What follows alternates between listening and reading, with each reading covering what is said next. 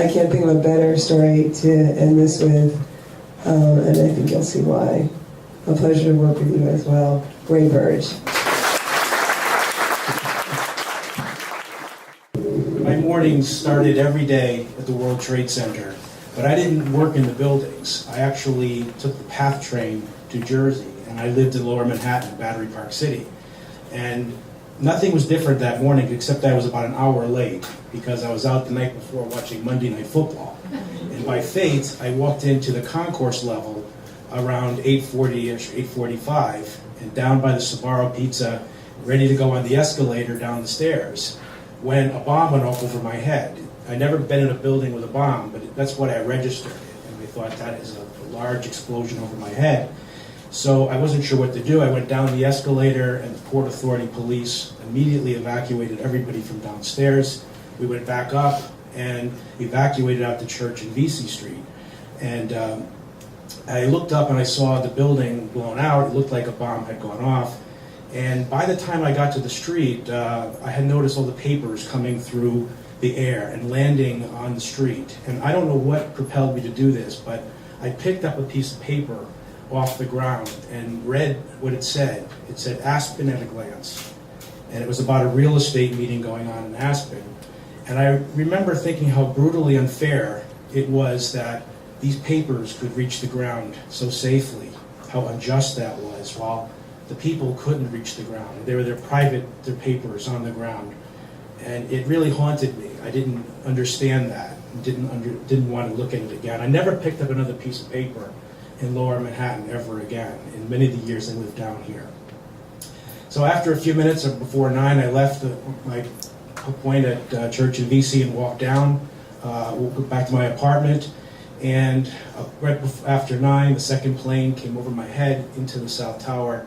I knew right away we were under attack. I sprinted back to my apartment. I felt I was safe at 50 Battery Place. And I was able to get my wife on the phone. She was in the Empire State Building.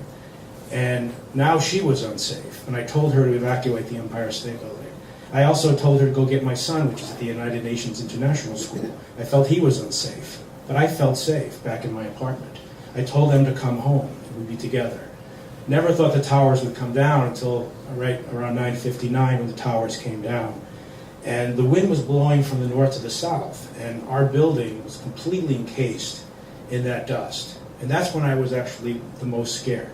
I'm actually a history buff and a geography buff, and I was well aware that the landfill, my building was on a landfill, and I was convinced that the towers collapsing would push the landfill into the Hudson.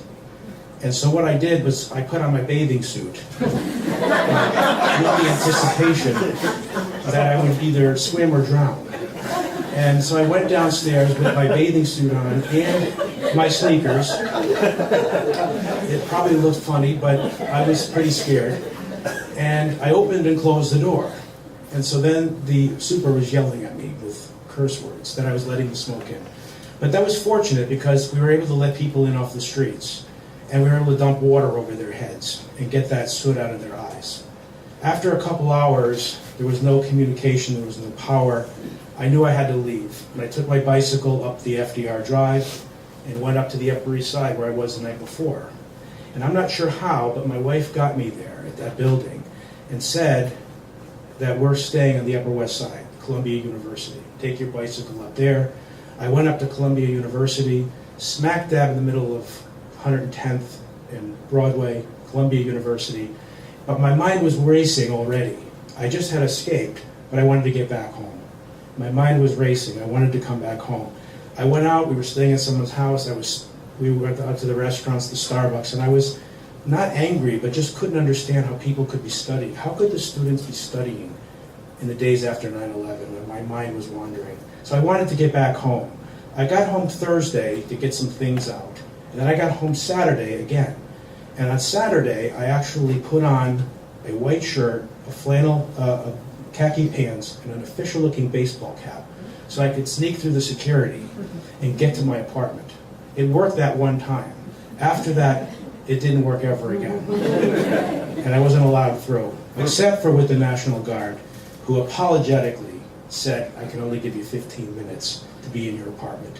So back and forth, it finally became aware that we'd be able to move back in a Saturday at the end of September at one of the perimeter zones. Our entrance to our home was through Battery Park, through a checkpoint, a military checkpoint. And I walked in on a Saturday morning with my 6-year-old in hand, probably the first or one of the first to be back into Lower Manhattan. And we were home. And there is an expression, be careful what you wish for. Because I was down here now, and I didn't know why I had to come back, actually. I, in fact, was saying, what did I do to come back down here? First, the smell was unbearable, and I was exposing my family to that smell. But there were simple things, like if it rained, a rainy day was a good day, because it would bring the air, it would bring the soot out of the air. A day when the wind blew from the south to the north was a good day, because then we'd have fresh air, we could open our windows up. There was still those papers all over the ground. They were actually more matted down by this time. I never picked one up again. And there was the faces still of all the loved ones that were still on display in the cars that had never been found. It was very difficult to live down here at the time. There was also signs that said, no pictures out of the respect. And I never took a picture. To this day, I wish I had taken pictures, but I followed the instructions of the authorities and never took a picture of Lower Manhattan.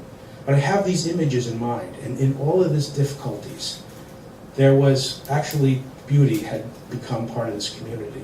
We had volunteers come to this site. We had cards sent to this site. We had people wishing you well.